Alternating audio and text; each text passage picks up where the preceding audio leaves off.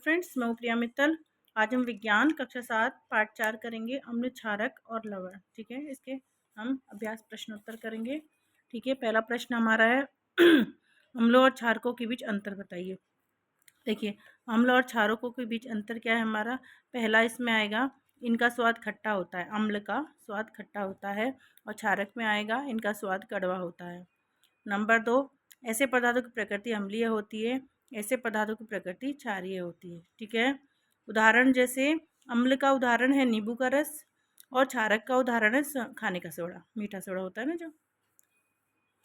Question number 2 है हमारा, अनेक घरेलू पदार्थों जैसे खिड़की साफ करने के मार्जकों आदि में अमोनिया पाया जाता है। ये लाल लिटमस को नीला कर देते हैं, इनकी प्रकृति क्या है। देखिए, इसका उत्तर आएगा हमारा अमोनिया लाल लिटमस को नीला कर देते हैं, इसलिए अमोनिया की प्रकृति क्षारीय है। ठीक है, क्वेश्चन नंबर 3, उस स्रोत का नाम बताइए जिससे लिटमस विलयन को प्राप्त किया जाता है, इस विलयन का क्या उपयोग है।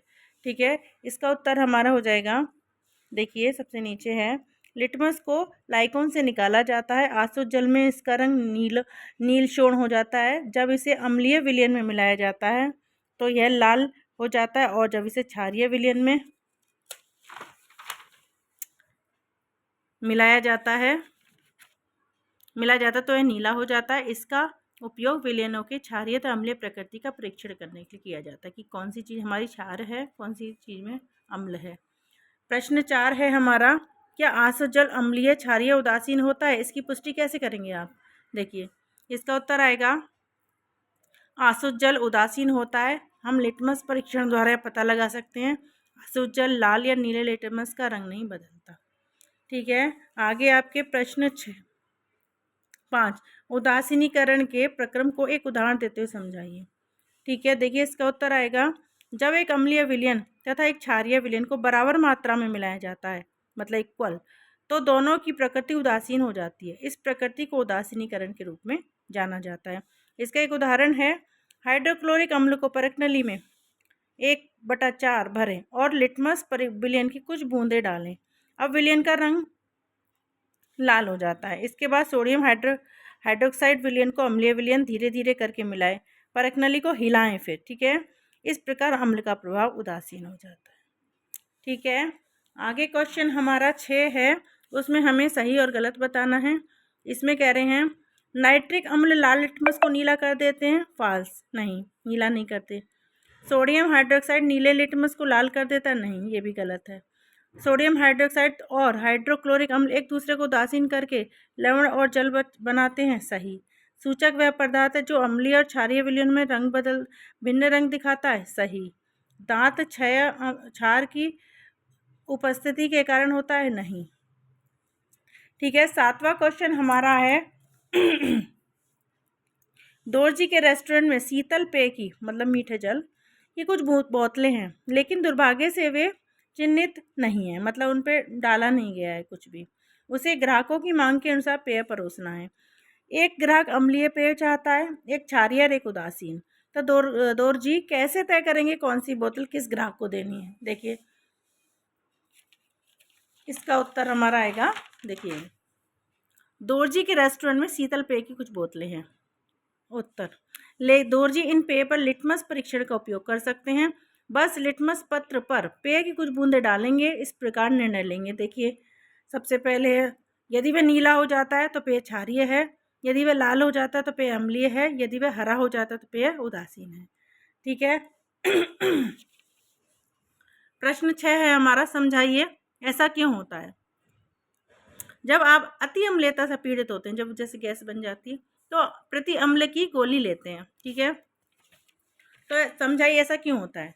देखिए, हाइड्रोक्लोरिक अम्ल की अधिकता के कारण हम अति अम्लीयता से पीड़ित होते हैं। एक प्रति अम्ल की गोली से दूध या मैग्नीशियम, मतलब मैग्नीशियम हाइड्रोक्साइड जैसा एक क्षार होता है, यह अम्ल की अधिकता को कम करता है और आराम देता है। दूसरा है हमारा जब चींटी काटती है तो त्वचा पर कैलेमाइन का विलयन लगाया जाता है। देखिए, चींटी के डंक में अम्ल होता है जो त्वचा पर जलन पैदा करता है। कैलेमाइन के घोल में जिंक कार्बोनेट पाया जाता है जो एक क्षार है। कैलेमाइन का विलयन त्वचा पर लगाने से डंक के अम्ल को उदासीन किया जा सकता है। गा है हमारा, कारखाने के अपशिष्ट को जलाशयों में बहाने से पहले उसे उदासीन किया जाता है। कैसे, क्यों? देखिए, कारखानों के अपशिष्ट में अम्ल होता है, यदि उन्हें जलाशयों में बहने दिया जाता है तो जलीय जीवों को हानि पहुंचेगी, इसलिए उन्हें उदासीन किया जाता है। ठीक है, अब हमारा प्रश्न 9 है। आपको 3 द्रव दिए गए हैं जिनमें एक हाइड्रोक्लोरिक अम्ल है, दूसरा सोडियम हाइड्रोक्साइड, तीसरा शक्कर का विलयन है। आप हल्दी को सूचक के रूप में उपयोग करके कैसे पहचान करें, उसकी पहचान कैसे करेंगे? देखिए, इसकी पहचान हम निम्न कारणों से करेंगे। पहला, प्रत्येक घोल से कुछ बूंदें लेंगे और हल्दी के घोल में इसका परीक्षण करेंगे। यदि वह गुलाबी हो जाता है तो घोल क्षार है। ठीक है, अब परखनली में कुछ घोल लेंगे और दूसरे घोल में डालेंगे, जांच करेंगे, परखनली को गर्म हो जाती है और फिर उसमें हल्दी का, यदि परखनली गर्म हो जाती है उसमें हल्दी का घोल डालेंगे, यदि रंग नहीं बदलता तो अम्ल है। नंबर 3, यदि परखनली गर्म नहीं होती है और रंग भी नहीं बदलता है तो वह घोल उदासीन है। ठीक है, ये प्रश्न 9 हो गया हमारा। प्रश्न 10 में कह रहे हैं हमसे, नीले लिटमस पत्र को एक विलयन में डुबोया गया, वह नीला ही रहता है, विलयन की प्रकृति क्या है? देखिए, इसका मतलब है विलयन या तो उदासीन है या फिर वो क्षारीय है। ठीक है, यदि उसको विलयन में डुबोते हैं लिटमस, नीले लिटमस को, तो विलयन की प्रकृति, वो नीला ही रहता है तो उसकी प्रकृति या तो क्षार है या फिर उदासीन है।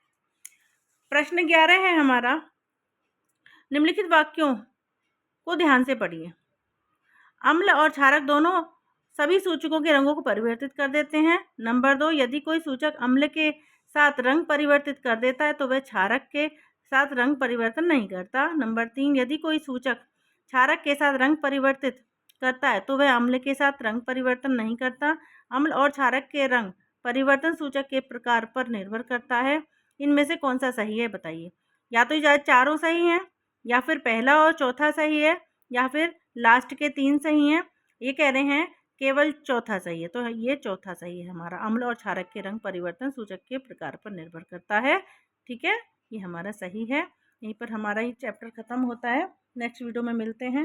अगर आपको मेरा वीडियो अच्छा लगा हो तो मेरे चैनल को सब्सक्राइब करना, कमेंट करना आपको मेरा वीडियो कैसा लगा। ठीक है, नेक्स्ट वीडियो में मिलते हैं। बाय।